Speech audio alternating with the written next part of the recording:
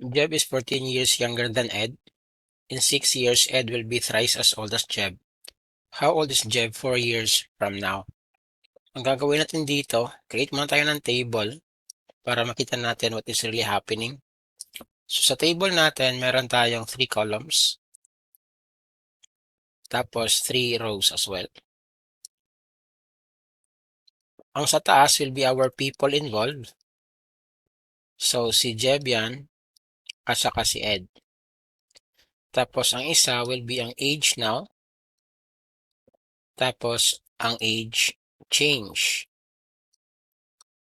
Si Jeb, how old is Jeb now? Ang sabi, si Jeb is 14 years younger than Ed. So meaning to say, if this is Ed, si Jeb will be E minus 4. Minus 14. Tapos ang age change in 6 years. So in 6 years plus 6 ka. So meron tayong E minus 14 plus 6. This gives you E minus 8.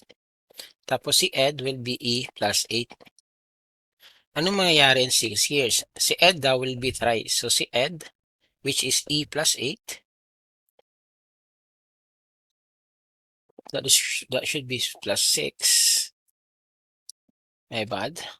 That's plus 6 equals thrice as old as Jeb. Si Jeb is E minus 8, di ba? So solve lang natin yung E. So this becomes E plus 6 equals 3E minus 24. So this becomes now E minus 3E equals negative 24 minus 6. So this gives you negative 2E equals negative 30.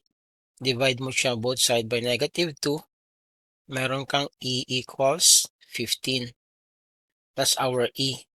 Pero ang question is, how old is Jeb 4 years from now? So si Jeb is 1 years old, right? 1 year old. Because again, ang age ni Jeb now, si Jeb again is E minus 14. Tapos yung E natin is 15 months, so minus 14. This gives you 1. So currently, si Jeb is 1. 4 years from now, so mag-add ka ng 4. So 1 plus 4 equals 5. So meaning to say, ang sagot sa number 1 is letter C.